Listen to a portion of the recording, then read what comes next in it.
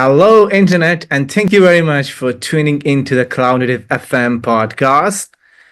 Today's discussion is focused on the evolution of SRE or Site Reliability Engineering from its origin at Google to its growing adoption at enterprises worldwide and the reason behind this shift.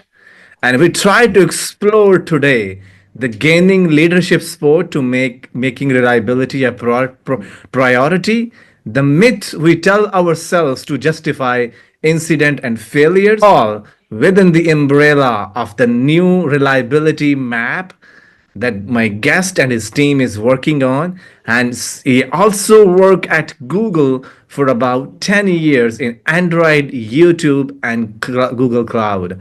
So Mhm. let's go straight to my guest, Steve McGhee. Over to you, Steve, and thank you very much for your first appearance on this show. Hey, happy to be here. Yeah, I was actually at Google 20 years now. The 10 years was just how long I was in like the technical SRE role, but I did kind of some stuff before that, and then some stuff since then, and so forth. And then I also spent some time outside of Google.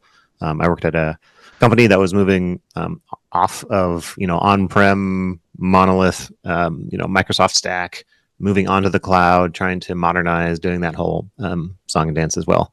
And I learned a lot through that process as well, definitely. And since then, though, I've been back at Google, and my job has been to kind of help companies who are going through that same process, that same modernization process, from like kind of a reliability lens from an SRE direction. Obviously, there's many more lenses than that, but I just kind of help with that one. So I've been in DevRel for the past 5 or 6 years doing that. That's great. That's great. I can definitely ask some question on the DevRel angle as well.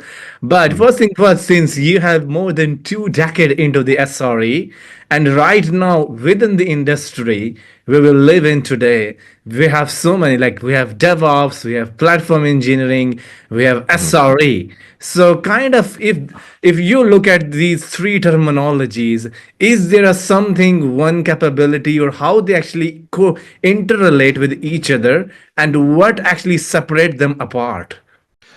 Not a lot. There's like, if you were to do a Venn diagram of these things, like, first of all, like, everyone's Venn diagram would be different. It's not there. They don't have very clear definitions. But I would say that, like, if you're starting at zero and you don't know anything, I would look into DevOps first, like, in terms of just like kind of the basic idea of, what are all the things you would need to do to get code into production, because that's kind of an end to end, whether it's you by yourself or you're in a large enterprise or something like that.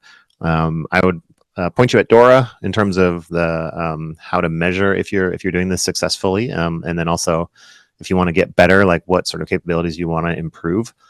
And then I would say, as you're doing that, one thing to point out about Dora is that there's 4 main measures, and 2 of them are about developing your product, and 2 of them are about getting your product to stay in production. Like, did it succeed, and if it didn't succeed, how quickly did you get it back?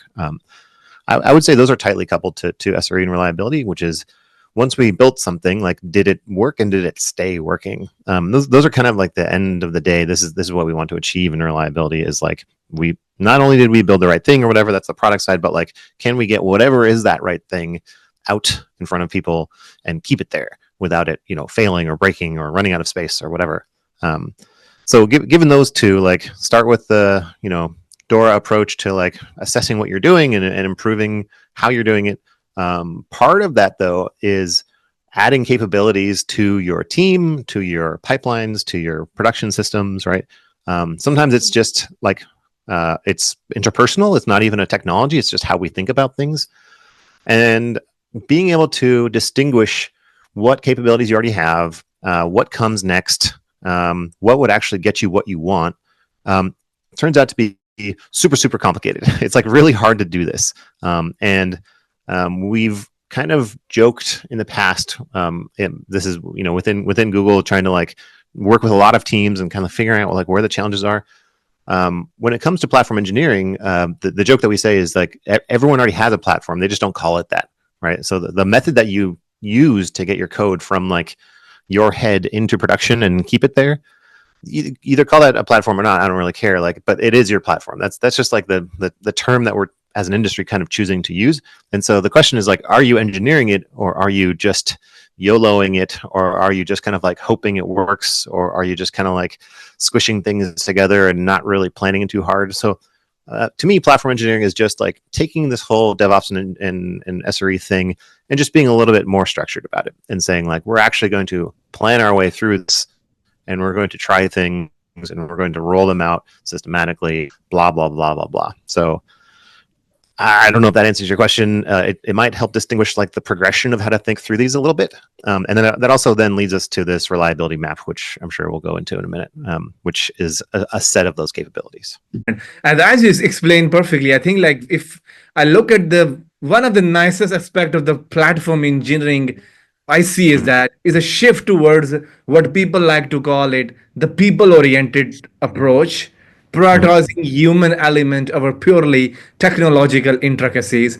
We see is like within the I work with the CNCF a lot. I'm a CNCF ambassador. Our job is to actually evangelize the open source technologies. And sometimes I feel like there's so much to grasp for the new beginner into this thing. And sometimes we even forget about the challenging the human facing adopting these technologies. Is there something that talk about this? I think platform engineering is one of those things that actually bring this into the conversation. I will look forward to see how this actually space evolving. But the first thing, before we go into the reliability map, that is our core part of the conversation today. But I want to know this thing from you. You spent 20 plus years in the SRE. So how your day started as an SRE 20 years before and right now?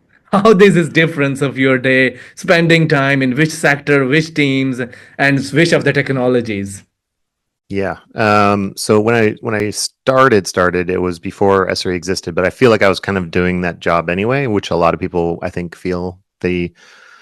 We say SRE, began, whatever 20-ish years. I think it is actually about 20 years ago. But like I think people have been doing SRE roles, like they've been kind of having the SRE vibe, if you will, for longer than that. Like we've been calling them sysadmins, or we've been calling them, all kinds of operators, things like that. So it's the same gig. It's just that we're doing it in a way that includes distributed systems and software engineering, and it is less about taking the thing that already was built and making it, better, faster, stronger. But like being more included in the design and building your own systems to help with those products. Anyway, what I did a long time ago when I first started was a lot of monitoring and a lot of figuring out orchestration systems. So like at the time Borg was new, and it was my job to figure out how to use it, which is a lot like the path that a lot of folks are taking right now with Kubernetes. They're just like, what is this Kubernetes thing and how should we apply it? Because we had a lot of work we were doing by SSHing into nodes, essentially into VMs. They're actually just machines. They weren't even VMs, I think. I can't really remember. And it was like, tailing logs and like doing things in parallel using, many consoles and, just kind of your standard sysadmin stuff. Kind of getting away from that and doing it more in what we would now call like big data kind of land. So being able to pull logs or data from like many sources and process them in a single point, or across a few different data processing nodes for the purposes of understanding of how that bigger system is working. So at the time I was building a system to monitor if Google ads were displaying correctly on partner sites. So this is like the New York Times or Yahoo or Ask Jeeves. So there was this thing called syndication where Google web search and search ads would show up on different websites. And this is a perfectly, this was part of our business. It was very understood. My job was just to make sure that it was working, because it was possible for those other companies to like change their XML parser or something like that and like break it. And they wouldn't notice until after we had both lost a lot of money or possible, potential money. So that was like the beginning of my SRE process. I still write monitoring stuff today. Like I think that's like just a part of my like soul at this point is building, making sure that I understand how systems are working, and then using whatever the monitoring system du jour is, and then making sure that the team understands how to use it. That was another big part of what I built out when I was like kind of my first projects was building a system, not so I could understand the system, but so that the whole team could, and then they could then extend it and expand it over time too. So making sure you don't just build something just for you, but for your entire team, and make sure everyone's empowered to use it. That's super important. That hasn't changed either. So it's just really the tools underneath and the scale of it that's what's changed. Like right now, when I look at some of the companies, SRE is becoming more of a thing as Mm-hmm. compared to the book in the shelf that everybody want to read and understand Mm-hmm. what it is. It's been in the practice. Some more and more companies adopting it. Even some very small startups with 50 to 40 engineers in their team. I have seen Mm-hmm. their use cases of they actually point out how they actually enabled some of DevOps practices or some other culture challenges or monitoring practices with SRE. So I think now people like to have some conversation in that front. Previously, when I started DevOps and when I look at some SRE umbrella, I think what the hell Mm-hmm. this is, like how these correlate, how they are different with each other. But as of now, I think things are shaping up with the advent of cloud native infrastructure and Mm-hmm. orchestration engine. I believe monitoring observability tools like getting more and more shifted toward SRE kind of a practices. That is very good to notice within the Yep. ecosystem. But we like to call upon our attention to our reliability map that I will be introducing in a minute as well. But can you, Steve, explain when you actually started developing this map? What was Mm-hmm. the first problem you have encountered, or what are the things you're working on that Yeah. enabled you to build the things that is actually I can see it on my screen right now. It's available on map.r9y.dev. That is the Yep. thing we're speaking about. But Steve, I need to know, we have spoke about previously a backstory, but some listener wanted to understand the backstory as well. So over to you Sure. on some backstory. Yeah. So for a while, I was a solution architect at Google, and my job was basically to talk with customers who were having trouble doing whatever it was they were trying to do. And I had the kind of the SRE reliability hat on, and so when they would come in and say like, "Look, we need best practices. We want to know how Google does things around reliability," and like my first response was like, "Well, there's a lot. That's a big question. What do you mean? Like what is it that you actually want to do?"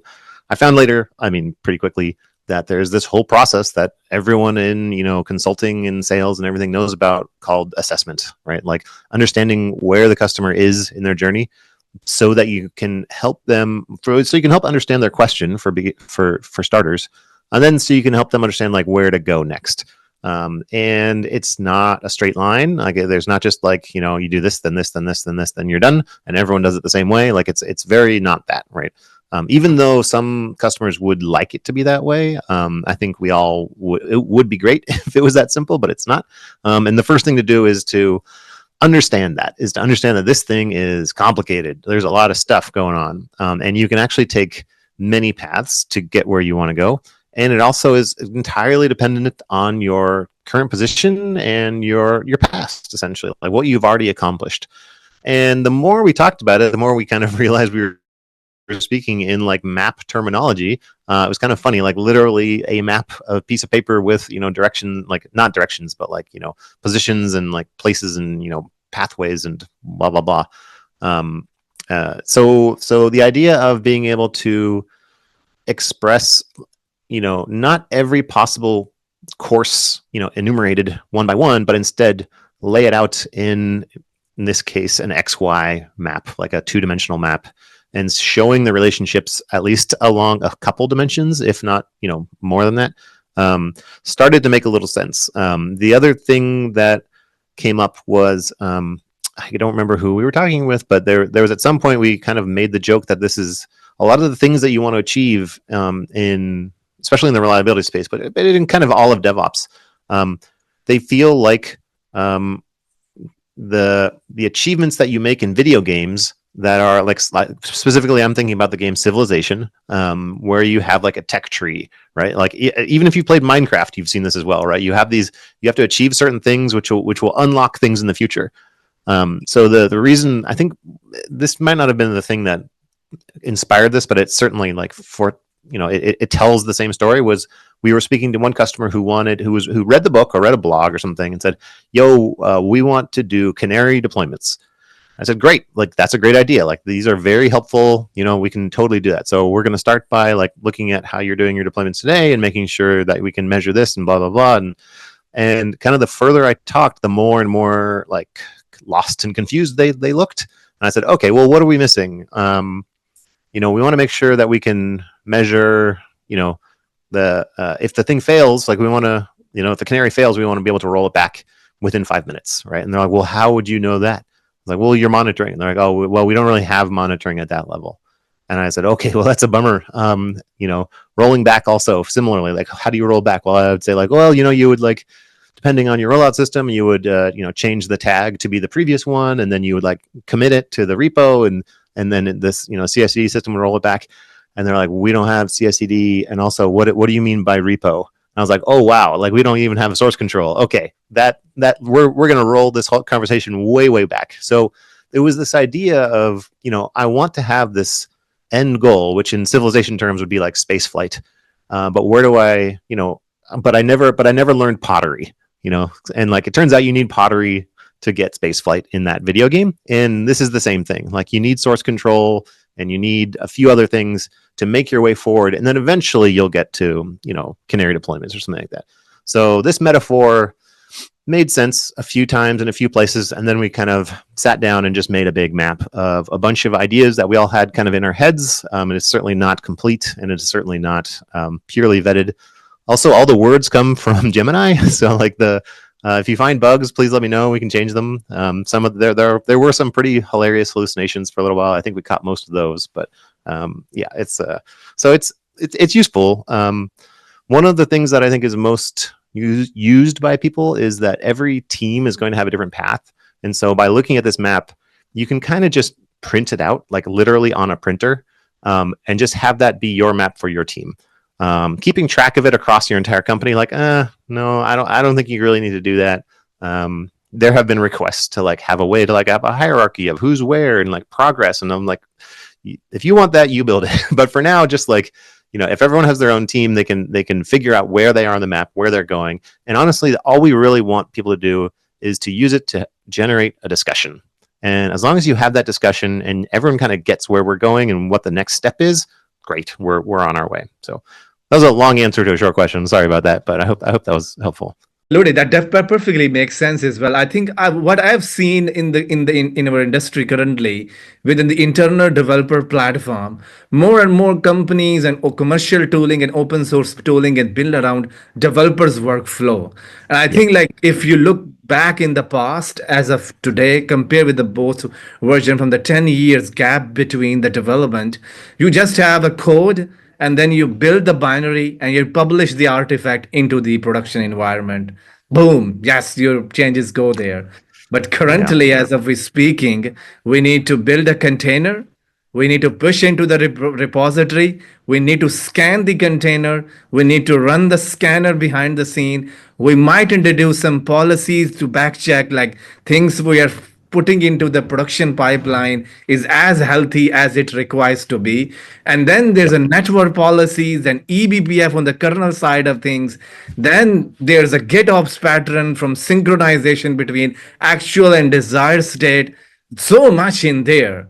And as Yep. you rightly speaking, when organization moving from traditional software development into the cloud native application delivery, they need to know like, are we progressing in a way that we used to be? Are we missing some steps behind the scene? What steps to be incorporated? And when I look at the map, it's give me that kind of information that is very unique. And as you mentioned, it should be on the table for some of that come for the team member to see like is there step is missing, how should we add it, and which part of my software development I need these steps to be incorporated. Yep. So other than that, like if let's say if a very new and the beginner user look at and goes into the website of map r9y/dev, we see there are, I think, one, two, three, four, five. I think one, two, three, four, five. There's a fourth layer into it. So, what are the answer or question I have to ask this map, and what answer is actually replying to me, considering the five layers inside the reliability map? Yeah. So for those of you who are imagining this, if you just want to go to r9y.dev, and there's like a button just to go right to it. The actual URL is much longer and it's harder to say. So that's the easy one. R9y is a numeronym. It's kind of like K8s for Kubernetes, and I apologize for bringing another one of these into the world, but it's short for reliability. And so reliability is hard to spell, and so this is why I brought in R9y. And again, I do apologize. I know it's a nice short URL, so I kind of like that. So the way that it is laid out is it's an XY axis, and it's really it's almost a spreadsheet, honestly. And so it just has a few lines. We should have more lines than we do, but we kind of stopped at some point, and there wasn't a huge amount of value. The idea is that the farthest left is the least reliable, and we're vaguely hand waving, calling that like 1.9 availability. So like a 90% available system is one that like runs on your laptop, and then when you shut your laptop, it stops running.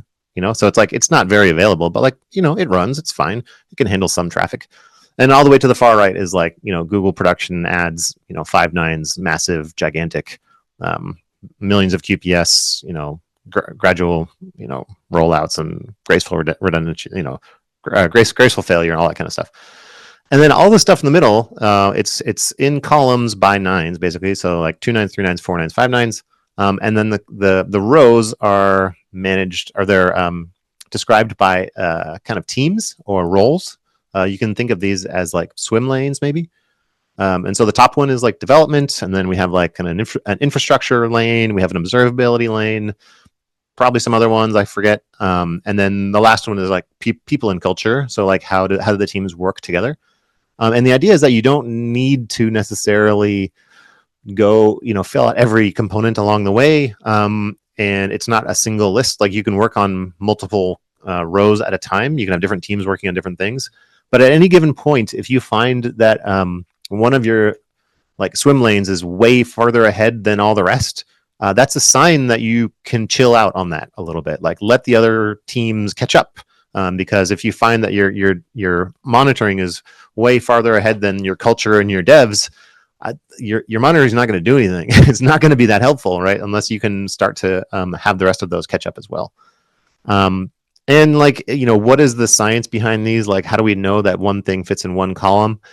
We don't. This is like pretty vibes based. It's kind of just based on mine and a few other colleagues' experience.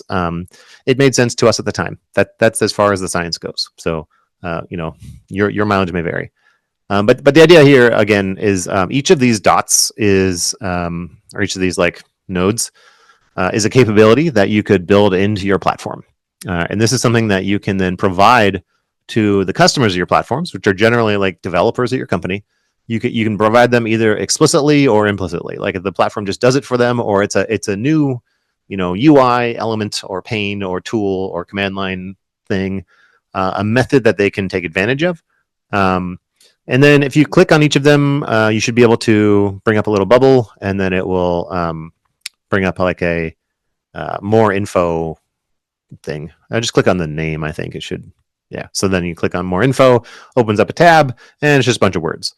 And the words give you like a basic understanding of what it is, what you would get out of it, the benefits, some examples that are out in the world, some tools that you can use to do this, and so on. And again, these are not fully formed, and this is, you might guess, totally generated by AI. Like we prompt engineered a little bit here to get like a certain structure that we thought was helpful. You can see the code in the repo. You can see the prompts that we used. It's pretty funny actually how much you can get out of this stuff. But I've found it's actually been pretty useful. So basically, like if you come across a node that you've never heard of, this is a good start. Like this will actually get you to understanding it a fair amount, where you can then do a bit more research on your own, which is a lot better than not knowing that this is even a thing. So the whole idea of the map is to get you aware of the stuff you didn't know about before. One more thing I didn't mention before, which was if you first see this map for the first time and you're like, oh my gosh, like that's a lot of stuff. That's exactly correct. Like this can be used entirely for that reason, which is like, when a lot of times when we have folks who are like, well, deploying stuff to production is not that hard. Like we've been doing it for 50 years. Like, come on, like it's not a big deal. You just, FTP the blobs into prod and we're done. Just show them this map and be like, actually, there's a lot more you could be doing. So like the thing that you just went through where you were talking about, like, we have to have this pipeline, we have to have this scanner, we have to have blah, blah, blah, blah, blah, blah. Like there's all this stuff. This is just a graphical way of showing that to someone. So if you have, like, for example, if you have a VP who is like, come on, like, this is not that hard. Like, just work harder. And like, you guys are slackers. This is not a big deal. Just show them this and be like, look, actually, there's a lot of stuff we got to do. Like, just having that complexity in front of you is really helpful, especially if you can go through the list and check off the ones you've already done and kind of like outline or draw a circle around the things you want to do next, and then draw like, a highlighter or something on the ones that you are not even close to doing. We'd be like, this is the front that our team is working towards, and this is where we want to get to. And then your VP will be like, oh, okay, you guys actually do know what you're doing, and here's more money, or whatever it is that you get out of VPs. So it helps kind of describe the complexity of this platform engineering space from one angle. And this is purely from the reliability angle. Yes, absolutely, 100%. I think during the conversation, as you mentioned, like when you build, I think right now there's a lot of conversation happening, the build versus buy persona. What should the platform incorporate? What are the capabilities the platform provides for their developers that are internal user of the platform? What should we give to them? Like what they need? Like do they need some mechanism to build container images as long as you put a code into the Git P as a Git PR and you build the image automatically, or you have a scanner that's scanning your images during the pipeline as you go through. So as you mentioned, this actually been telling me there are so many steps involved in my software delivery, and are so many things I need to take into the consideration from a reliability standpoint of view. So you have small steps for low reliability to the very sophisticated, longer processes to take into the consideration for high 5 nines of reliability. That's very good because that's a missing piece. Before Yep. that, this map, we will show the CNCF landscape to our VIPs. They look at it and they tells you, no, you don't need all of these. We know there's so many complexity in it. Compared to this version of complexity that's tell me there are so many processes, so many workflows, and there are so many needs that actually been passed through the pipeline, and you need Yep. to take into this consideration upfront. So that's very resonated Yeah, for and none of these are technologies, right? These are all just like they're capabilities that can be implemented many ways. They could be something that you build, they could be something that you buy, but like the point is like they do build on each other. And so if you want the thing way off to the right, you have to do the things in front of it. You have to do the things to the left of it first. Like they're actually causal, So Yes. this is if you do have someone who's motivated to do one of the things in the middle or off to the right, you say, great, let's do it. That means we have to do X, Y, and Z also before we get there.